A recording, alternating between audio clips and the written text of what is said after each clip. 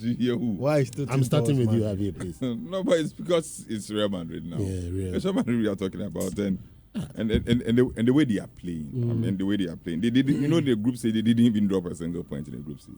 They played against Braga, Napoli, Union Berlin. They won all. Yeah, they didn't drop a point in the group stage. And if you look at their performance in the La Liga, they're unbeaten. They lost just a game. Unbeaten in 25 straight matches since January Copa del Rey when they lost to Atletico. 25 matches unbeaten. So, and they found the net in every single game that they played. Wow. So it's a very good team. It's a very good. And when you played those insets, you had Nacho. Nacho alluded to the fact that Nacho and Luka Modric, Dani Carvajal, Toni Kroos, they've won the Champions League 5 times. Yeah. Five times. So this would be record equaling 6 if they win it. And the only player to have won that is equaling Francesco Gento. He did it between 1956 and 1966. Also a Real Madrid legend. So they have a blend of very young guys, very young guys, and very hugely experienced guys. So the Rodrigo, Vinicius Jr., Bellingham, the Camavinga, the Tchouaméni. These guys are very young guys, and they blended them so well. That is why Carlo Ancelotti is, for me, one of the best coaches that we have in Europe. Yeah. That blend has been very good. And Mbappe has not joined the team as we speak now, but he has a plan for Mbappe when he comes. The way he's going to play with Mbappe in the team. So in midfield, unfortunately, Toni Kroos, after this game, he's going to play his last game for Real Madrid. He's been very good. Yeah. And even if Toni Kroos doesn't play, and Luka Modric also comes on, I mean, the way they are able to pass, and they are reading of the game.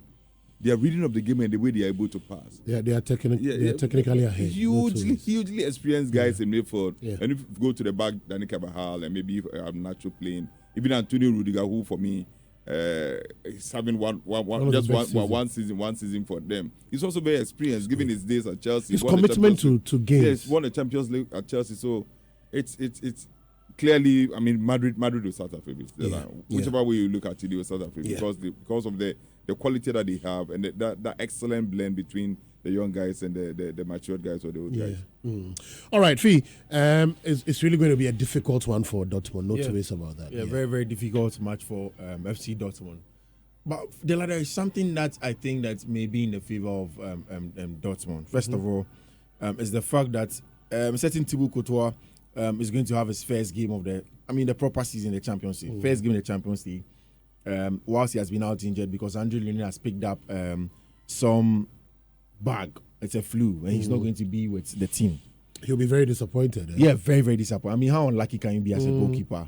I mean, he has been one of the best. I think he's one of the post for almost all the games. Yeah, and he was the final. He was good. Yeah, it was very, very good. He was. Yeah. Manchester City for one, very, very good. But then again, we get to the point where things like diseases, you can't have any control over them, and then Thibaut Courtois comes in.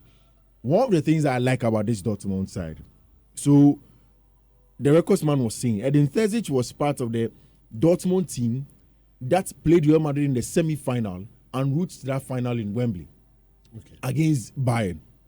And in there, Edin Terzic was the video analyst of Jurgen Klopp at the time.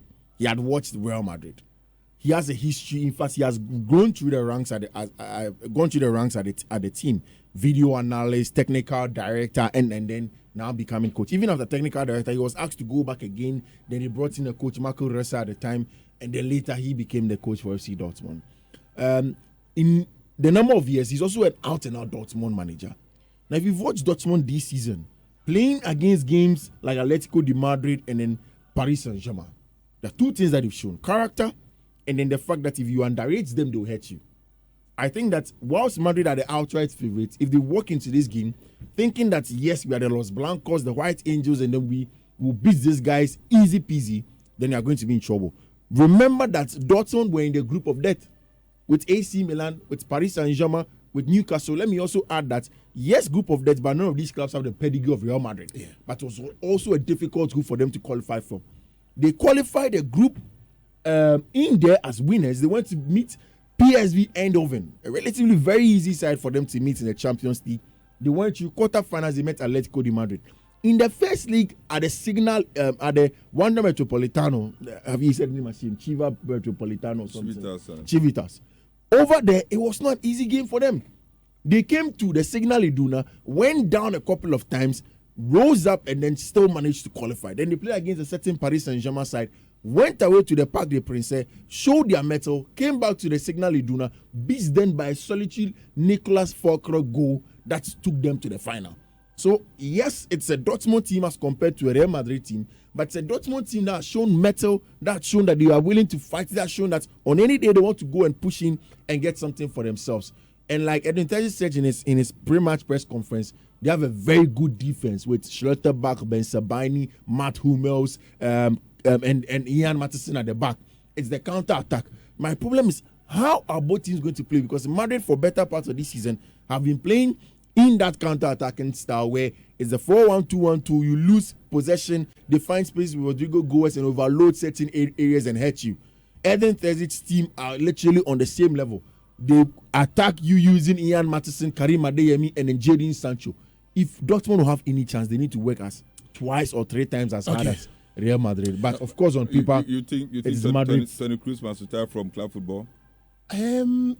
Well, I was not surprised about the announcement anyway.